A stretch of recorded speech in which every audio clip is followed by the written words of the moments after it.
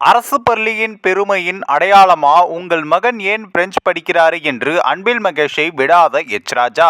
அரசு பள்ளிகள் பெருமையின் அடையாளம் என்று கூறும் பள்ளி கல்வித்துறை அமைச்சர் அன்பில் மகேஷின் மகன் பன்மொழி கற்பிக்கும் ஆழ்வார்பேட்டை இன்டர்நேஷனல் பள்ளியில் பிரெஞ்சு படிப்பது ஏன் என தமிழக பாஜக மூத்த தலைவரான ராஜா கேள்வி எழுப்பியுள்ளார். புதிய கல்விக் கொள்கை மற்றும் மும்மொழி கொள்கையை தமிழக அரசு ஏற்க மறுத்துகிறது. அதனால் தமிழ்நாட்டுக்கு நிதி தர முடியாது என கூறியிருந்தார் மத்திய அமைச்சரான தர்மேந்திர பிரதான். அவரது பேச்சு தமிழகம் முழுவதும் பலத்த கண்டனங்களையும் பெற்றுள்ளது.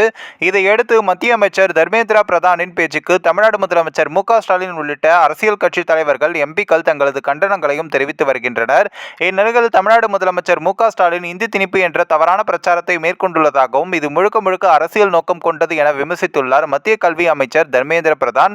இந்நிலையில் அமைச்சர் அன்பில் மகேஷின் மகன் பன்மொழி கற்பிக்கும் ஆழ்வார்பேட்டை இன்டர்நேஷனல் பள்ளியில் பிரெஞ்சு படிப்பது ஏன் என தமிழக பாஜக மூத்த தலைவரான ராஜா கேள்வி எழுப்பியுள்ளார்.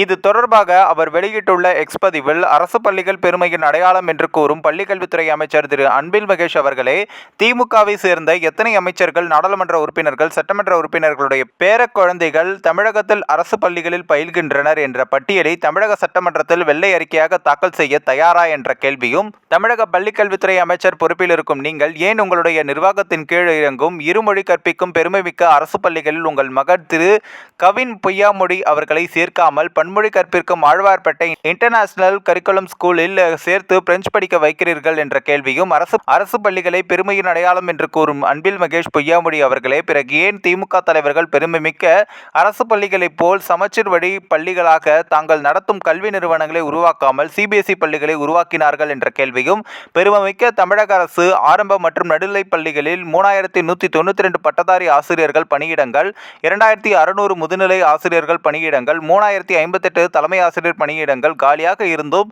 அவ்விடங்களுக்கு தகுதியான ஆசிரியர்களை பணி நியமனம் செய்யாமல் காலதாமதம் செய்து வருகிறீர்கள் என்ற கேள்வியும் முன்வைத்துள்ளார்.